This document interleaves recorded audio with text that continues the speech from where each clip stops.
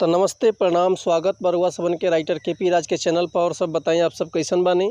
उम्मीद करते हैं रउआ सभी बढ़िया होखब, अच्छा होखब, बिल्कुल मस्त होखब, तंदुरुस्त होखब। तो रउआ सबन खातिर लेके आ गए बने बिल्कुल ज़बरदस्त, बिल्कुल ब्लास्ट, बिल्कुल खतरनाक मेटल फुल रोमांटिक सॉन्ग लेके आ गए बनी। देवर भौजाई के स्पेशल सॉन्ग, भोजपुरी में देवर भौजाई के स्पेशल सॉन्ग लेके आ गए बने रउआ सबन खातिर। उम्मीद करते रउआ सबके बेहद पसंद आई। अगर एकरा के रउआ नया म्यूजिक बनवा के, बढ़िया म्यूजिक बनवा के, बढ़िया से दिल से गायकी कहतनी तो 100% बाकी गाना और मार्केट में ब्लास्ट करी। काहे से कि ऐसा सॉन्ग है बराबर मार्केट में गर्दा करता। देवर भौजाई की एकदम बिल्कुल ज़बरदस्त मैटर बा। तो उम्मीद करते रउआ सबके बेहद पसंद आई।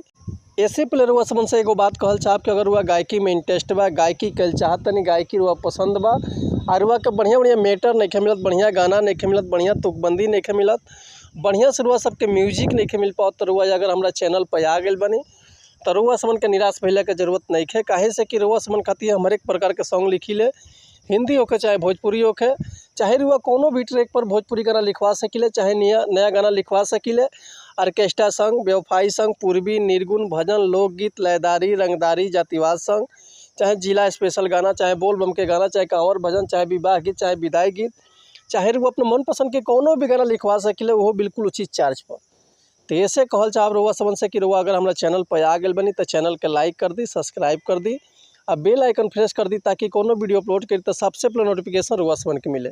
अगर वीडियो अच्छा लगा तो एगो प्यारा सा कमेंट कर दी। चलिए देर ना करते हुए आज के मैटर देखल जाए कैसे बा, का एकर लय बा, का एकर धुन बा। ये रउआ समन के हम गा के बताओ तो उम्मीद करती रउआ सबके बेहद पसंद आई। तो चलिए देखिए आज के गाना कैसे बा। एगो भौजाई अपना देवर से परेशान होके एक दिन अपना पति से फ़ोन करे का कहतिया कि तू तो गइल छोड़ पिया लंदन हो, अरे तू तो गइल छोड़ पिया लंदन हो, त के चंदन मारे देवरा दंदन हो, त के चंदन मारे देवरा दंदन हो, करतावे रोजे अभिनंदन हो, हरि करतावे रोजे अभिनंदन हो, त के चंदन मारे देवरा दंदन हो, के चंदन मारे देवरा दंदन हो।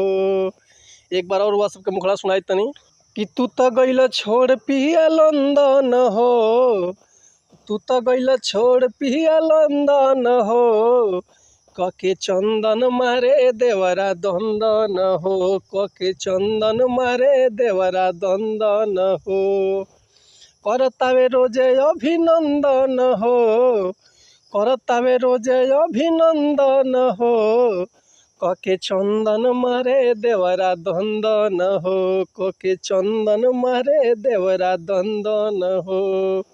तो उम्मीद करते हैं मैटर वह सबके बेहद पसंद आई लोई। अगर ये गाना के रुआ फुल लिखवाल चाहते हैं तो डिस्क्रिप्शन में हमारा कॉन्टैक्ट नंबर बा, व्हाट्सअप नंबर बा, तो रुआ कॉल कर सके, व्हाट्सअप कर सके, रुआ के बिल्कुल उचित चार्ज पर फुल गाना मिल जाए। लेकिन एक और बात रुआ सबसे कहल चाहब कि अगर हमारे गाँव में कोनो मिस्टेक होता तो भैया क्षमा चाहतनी। तो मिलत है नेक्स्ट वीडियो में कुछ नया गाना, कुछ नया धुन, कुछ नया कंपोजिशन लेके। तब तक ले रुआ सब सन्मति चाहतनी। अगर रुआ कोनो भी तरह के म्यूजिक भी बनवाल चाहते हैं तो बेहिचक कॉल या व्हाट्सअप कर सकतनी। हमारा कॉन्टैक्ट नंबर बा 81 78 24 48 75। तो रुआ कॉल या व्हाट्सअप कर सकतनी। तो मिलत है नेक्स्ट वीडियो में, तब तक ले अनुमति चाहते हैं। नमस्कार, प्रणाम, जय हिंद, जय भारत, जय भोजपुरी समाज, हर हर महादेव,